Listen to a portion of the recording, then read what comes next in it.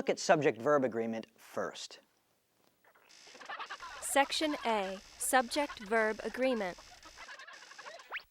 Before we get into the meat and potatoes of this section, we need a little refresher course on how subjects and verbs are supposed to work together.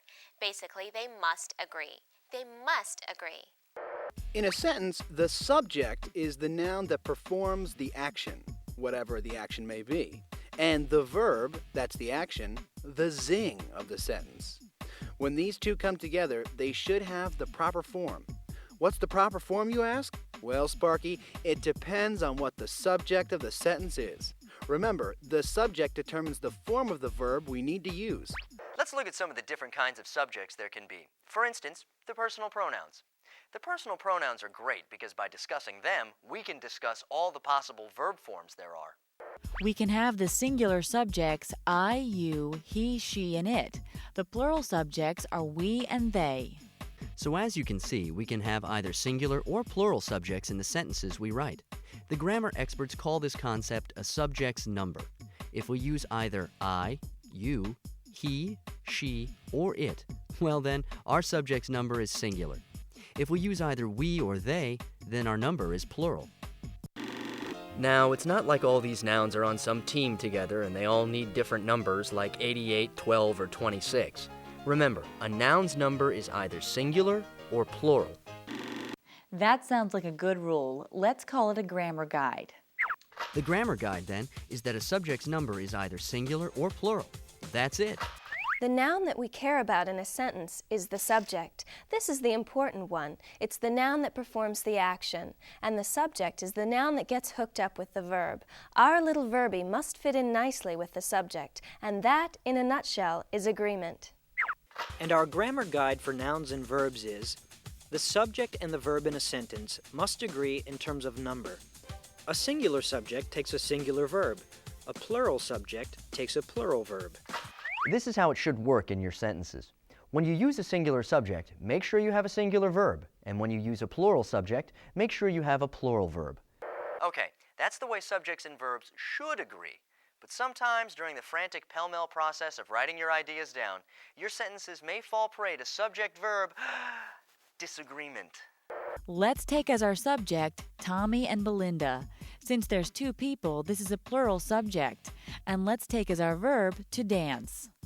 We conjugate to dance like this. I dance, you dance, he, she, and it dances. We dance and they dance. Now, let's put our noun and verb together and see what's up. Tommy and Belinda and dance. Tommy and Belinda are our subjects, so that means we have a plural subject. In this case, it's the same as saying they dance. So the subject is the third person plural, and the third person plural form of to dance is simply dance. Great! But what if we wrote Tommy and Belinda dances? Well, that's not right. We have a plural simple subject, Tommy and Belinda, with the third person singular form of the verb, dances. The nouns and the verb disagree. As we just saw, the correct way to write this is Tommy and Belinda dance. Watch those kids cut the rug. Let's change our subject now. What happens if we just have Tommy as our subject? Okay, now we have Tommy dances. Whoa, our verb form is now dances. Why the change? Well, Tommy is our subject, so we just use the third person singular form of the verb, dances. So it would be improper to say Tommy dance. That's not right either. Tommy is the third person singular, and we must use the proper verb form with it, dances. Although in these sentences the disagreement seems pretty obvious, there are other sneakier sentences that can mess things up. Let's take a look at some. Sometimes you'll find a sentence where the simple subject contains an appositive phrase. Remember that an appositive is a descriptive phrase that either restates the simple subject of a sentence or adds new information about it. Like in the sentence, Dr. Frankenstein, the famous scientist, went down to the graveyard. The famous scientist is an appositive because it gives us more information about Dr. Frankenstein. Using an appositive is a great way to elaborate on the simple subject. Things can get sticky, though, when the simple subject is singular and the appositive is plural, or vice versa, when the simple subject is plural and the appositive is singular. Here, we'll show you what we mean. Consider the sentence, "The stampeding herd, mostly anteaters and wildebeests, are destroying my eggplant crop." Before we go into how this sentence doesn't quite work, let's take it apart and figure out exactly what we're dealing with here. The complete subject of our sentence is the chunk that performs the verb, are destroying, which in this case is the stampeding herd, mostly anteaters and wildebeests. Now comes the tricky part, identifying the noun that is a simple subject. Our candidates are herd and anteaters and wildebeests. Notice how mostly anteaters and wildebeests is just a way for us to elaborate on herd. That would make herd the simple subject and mostly anteaters and wildebeests in a positive phrase, which gives us more information about the herd. But what we're really talking about is the herd. So now that we know the simple subject is herd, which is singular, maybe we should take issue with our verb, are destroying. The herd are destroying. Does that sound right? I don't think so. Yes, I think we've got a little disagreement with the subject and the verb. Our actual simple subject is herd, but we were distracted by the appositive, mostly anteaters and wildebeests, which is plural. That's probably because it's easier to visualize and it's closer to the verb, but we need to stay focused on our simple subject, herd, and choose the form of the verb that agrees with it.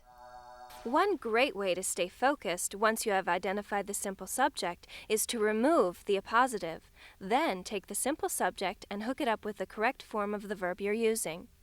Okay, if we remove our appositive, mostly anteaters and wildebeests, we just have herd. Herd is a collective noun. A collective noun is when we use just one word, like family, to describe a bunch of different nouns, like mom, dad, sister, and brother. By rule, collective nouns are singular, so our collective noun, herd, is singular. Let's connect our subject, herd, and our verb, to be. Since we know the verb should agree in number with the subject, we use the third-person singular form of the verb. We say, "The stampeding herd is destroying my eggplant crop." Now we just need to put back in what we had removed, mostly anteaters and wildebeests. So our complete, correct sentence is, "The stampeding herd, mostly anteaters and wildebeests, is destroying my eggplant crop." Now that isn't to say we can't be crafty and switch our sentence around a bit. We can make the subject the appositive and the appositive the subject. Here's our new sentence. The anteaters and wildebeests, now a stampeding herd, are destroying my eggplant crop. Now our subject is the plural anteaters and wildebeests, and our appositive is the singular herd. Notice how we had to change the verb is to its plural form are to accommodate the new plural subject, the anteaters and wildebeests. Tricky, tricky. As you can see, having an appositive that is different in number from the simple subject can cast all your plans for harmonious subject-verb agreement asunder. For the sentence we just had, the anteaters and wildebeests, now a stampeding herd, are destroying my eggplant crop. We could have just ignored what was inside the commas, now a stampeding herd. That way we would have been just fine. So to repeat, to hook up the noun with the proper verb, sometimes you can ignore what's inside the commas. Another thing to watch out for is when the verb and subject of your sentence are separated by a long intervening phrase or clause. Check out the following sentence. The package, which includes 15 balls, 12 yo-yos, and 7 jacks, is almost ready to send. Let's break our sentence down.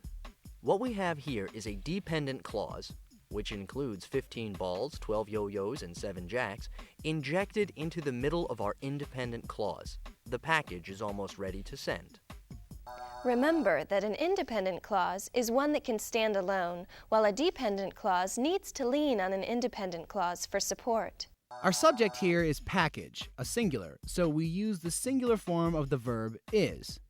We have to resist the temptation to use a plural form of the verb here, which we might want to do since we're dealing with so many different toys, but you have to remember to keep your eyes on the subject, no matter how far away it is from the verb. Let's make it a grammar guide. To ensure proper subject-verb agreement,